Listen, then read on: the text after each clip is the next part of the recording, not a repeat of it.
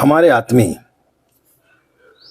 जो लोग गायत्री की साधना करना चाहते हैं, जो लोग गायत्री की साधना प्रारंभ कर रहे हैं, या जो लोग पहले से गायत्री की साधना कर रहे हैं लेकिन उन्हें लगता है कि उसका कोई फल हमें प्राप्त नहीं हो रहा है, इसका कारण क्या है? परम पूज्य गुरुदेव ने गायत्री की एकदम साधारण साधना बताई है। साधारण साधना का नित्य कर्म क्या है, साधना में इन सब की आवश्यकता क्यों पड़ती है। यदि इन चीज़ों का ध्यान करके, इन चीज़ों पर ध्यान रखते हुए यदि आप गायत्री की साधना करेंगे तो निश्चित रूप से आपको गायत्री मंत्र बड़े जल्दी फलित होगा। उसके कुछ बिंदु हैं। आत्मिक पवित्रता, वातावरण का प्रभाव, वस्त्रों का प्रभाव, साधना का स्थान कैसा हो, शरीर की शुद्धि, मन की शुद्धि यानी एकाग्रता। इन चीज़ों को साधना काल में यदि आप इनका ध्यान रखते हुए साधना करेंगे तो निश्चित रूप से आपको गायत्री मंत्र फलित होगा।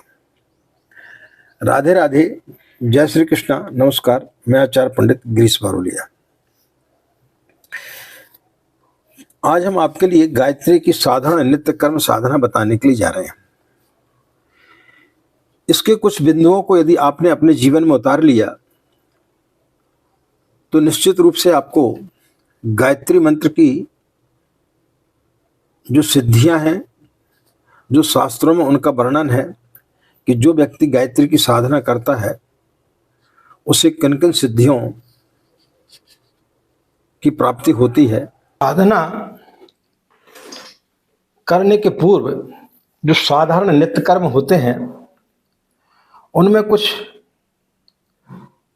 6 ऐसी बातें आज हम आपको बताने के लिए जा रहे हैं, जिनको ध्यान में रखते हुए यदि आप गायत्री की साधना करेंगे तो निश्चित रूप से आपको 100% लाभ होगा। उसमें पहला आता है आत्मा में पवित्रता, जिससे कि वातावरण का प्रभाव पड़ता है। आत्मा में पवित्रता उत्पन्न करने के लिए पवित्र वातावरण की आवश्यकता होती है। यह ठीक है कि व्यक्तियों से वातावरण बनता है, पर यह भी ठीक है कि वातावरण व्यक्तियों को बनाता है।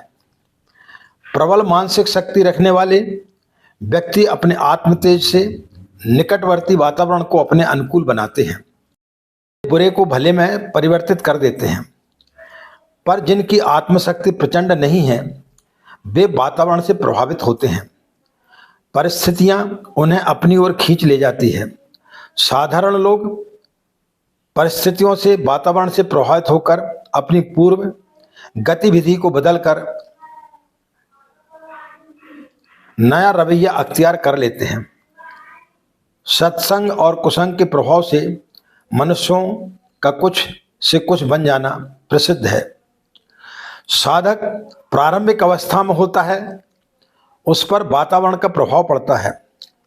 इसलिए यह आवश्यक है कि आत्मिक पवित्रता की स्थापना के लिए वातावरण को पवित्र बनाया जाए। इसलिए वातावरण को पवित्र बनाना ये पहली शर्त है। तो जब आप साधना करते हैं तो वातावरण आपका पवित्र होना चाहिए। जिस स्थान पर आप साधना कर रहे हैं वहाँ का वातावरण कैसा है, इसका हमें साधना करते समय विशेष रूप से ध्यान रखना पड़ेगा। दूसरा आता है वस्त्रों का, कि जब आप साधना करते हैं तब कैसे वस्त्र पहनना चाहिए। इनका भी साधना काल में व्यक्ति के जीवन में सकारात्मक व नकारात्मक प्रभाव पड़ते हैं। यदि आप गंदे वस्त्र पहनेंगे तो आपके अंदर नकारात्मक विचार आएंगे। स्वच्छ कपड़े पहनेंगे तो सकारात्मक विचार आएंगे। मैले कुचैले, गंदे, जुएं आदि से भरे गंदे वस्त्र शरीर पर लदे हों तो शरीर को स्वच्छ सांस लेने का अवसर नहीं मिलता। यह ध्यान में रखते हुए साधना काल में कम से कम वस्त्र धारण करने चाहिए। अब यदि कोई ऋतुकाल का परिवर्तन है, जैसे शीत आदि है, ठंड आदि पड़ रही है, तो ऐसी स्थिति में शरीर की रक्षा के लिए जो वस्त्र आवश्यक हों उन्हें पहनते हुए यह देख लेना चाहिए कि वे धुले हुए या धूप में सुखाए हुए हों। अच्छा तो यह है कि साधना के लिए एक दो वस्त्र अलग से ही रखें।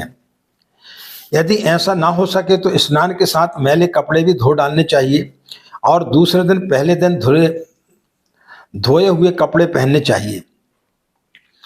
इस क्रम का नित्य व्यवहार करने से नित्य धुले कपड़े मिल सकते हैं। यदि साधना के वस्त्र अलग रखे जाएं तो उनमें सात्विक वातावरण भरा रहता है और वह साधना में सहायक होता है। ऐसे वस्त्र यदि नित्य न धोए जाएं तो भी उन्हें धूप में अवश्य सुखा लेना चाहिए, यानी उनको थोड़ी सी धूप आपको दिखा देना चाहिए। विदेशी चर्बी की मांडी लगे हुए कपड़े, चमड़े आदि से युक्त वस्त्रों का उपयोग न करके खादी से या स्वदेशी कपड़ों का प्रयोग करना चाहिए।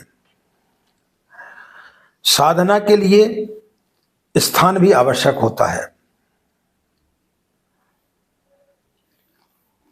स्थान की शुद्धता की आवश्यकता होती है। जहां अनवरत स्वच्छ वायु का आवागमन भली प्रकार होता है, वहां सूर्य की किरणें निर्बाध रूप से पहुंचती हैं। शास्त्रकारों ने कहा है कि जहां सविता और मरुदेव यानी वायु देवता का आगमन नहीं होता, वहां यातुधान यानी राक्षस रहते हैं।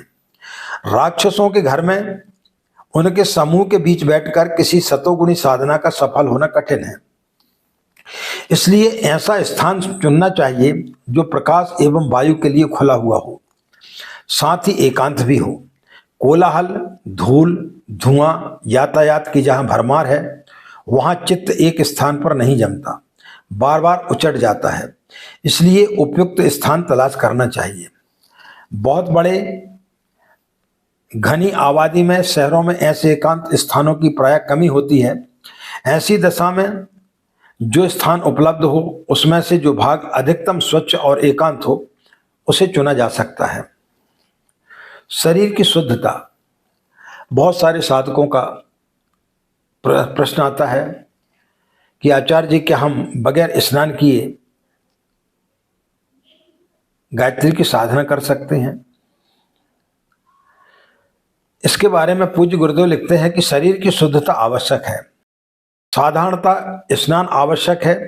खासकर भारत जैसे उष्ण प्रदेश में जहां पसीने का आना हमेशा व्यक्ति के शरीर पर लगा रहता है, अधिक मात्रा में वो शरीर पर आते रहता है। ऊष्मा बढ़ी रहने के कारण स्नान को हर धार्मिक कार्य के लिए अनिवार्य माना गया है। आप घर में किसी प्रकार का कोई भी यज्ञ हवन आदि पूजा पाठ करते हैं तो बगैर स्नान के कोई भी व्यक्ति उस पूजा पाठ में नहीं बैठता है। गायत्री साधना भी आमतौर से स्नान करने के उपरांत ही की जाती है, पर कभी कोई साधारण अड़चन सामने आ जाए तो उसके लिए अपवाद भी रखा गया है। जैसे यदि आप बीमार हैं या ऋतु का परिवर्तन हुआ है, अत्यधिक शीत पड़ रही है, या आप यात्रा में हैं या आप अस्वस्थ हैं, तो ऐसी स्थिति में पूर्ण स्नान संभव ना हो सके तो 10 इंद्रियों को, मल द्वारों को स्नान करा के नित्य कर्म की साधना की जा सकती है। हाथ, पांव, मुंह तथा मूत्र इंद्रियों को भली प्रकार धो लेने के से काम चलाओ शारीरिक शुद्धि हो जाती है। इसके पश्चात में अंतिम आता है मन की शुद्धि के लिए।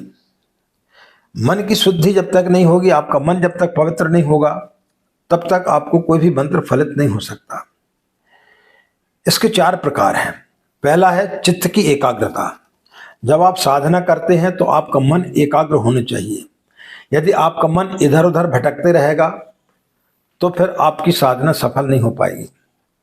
दूसरा, सांसारिक झंझटों का विस्मरण। जब आप साधना करते हैं तो प्रायः देखा गया है कि जब व्यक्ति साधना करता उसी समय उसे कई प्रकार की चीजें याद आती हैं, कि ऑफिस का काम याद आ जाता है, कि घर का काम याद आ जाता है। तो इन झंझटों से व्यक्ति को दूर रहना चाहिए। इस समय इन सब चीज़ों का विस्मरण रहना चाहिए। साधना में तन्मयता, जब आप साधना करते हैं तो उसमें तन्मयता होना आवश्यक है। भावनाओं में सात्विकता तथा शांति। जब आप साधना करते हैं तो आपकी भावनाएं सात्विक होनी चाहिए। मन में इस प्रकार के विचार नहीं आना चाहिए कि हम साधना कर रहे हैं, पता नहीं फलित होगी कि नहीं होगी, हमारी यह मनोकामना पूर्ण होगी कि नहीं होगी। तो श्रद्धा और भक्ति के साथ में जब हम साधना करते हैं तो फिर निश्चित रूप से गायत्री मंत्र आपको फलित होता है।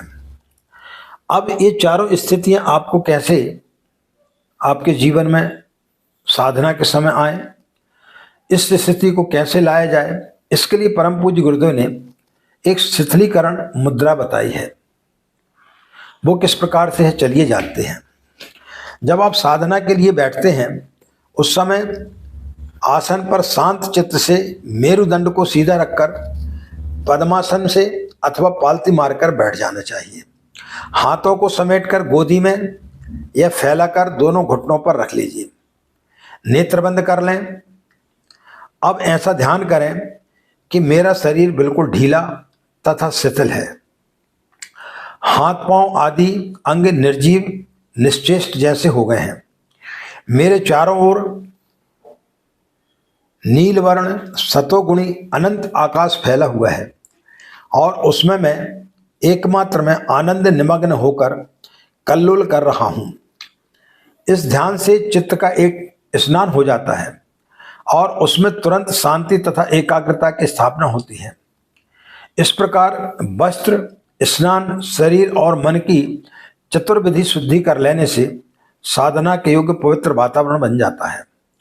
वस्त्रों से कीड़े, चींटी, धूल आदि झाड़कर पहनना चाहिए। जब आप वस्त्र पहनते तो उनको एक बार झटक लेना चाहिए, कहीं उसमें चींटी या धूल या कोई कीड़े मकोड़े तो नहीं है। भूमि पर बुहारी लगाकर पानी छिड़ककर आसन बिछाकर बैठना चाहिए। शरीर को सीधा और स्वस्थ रखना चाहिए तथा मन को प्रफुल्ल श्रद्धान्वित करके साधना में लगाना चाहिए। इस प्रकार आरंभ करने से आगे का मार्ग बहुत ही सरल हो जाता है। जो साधक इन बातों का ध्यान रखते हुए नित्य कर्म करते हुए यदि गायत्री की साधना करता है तो निश्चित रूप से जो शास्त्रों में वर्णन है कि गायत्री की साधना से व्यक्ति के लिए अनंत लाभ प्राप्त होते हैं, उसकी अनंत इच्छाओं की पूर्ति होती है, तो निश्चित रूप से आपको इन सब चीज़ों से लाभ होगा। इसमें किसी प्रकार का कोई भी संदेह आपको नहीं करना चाहिए। आज की बात समाप्त। हमें आज्ञा दें। नमस्कार। ओम शांति।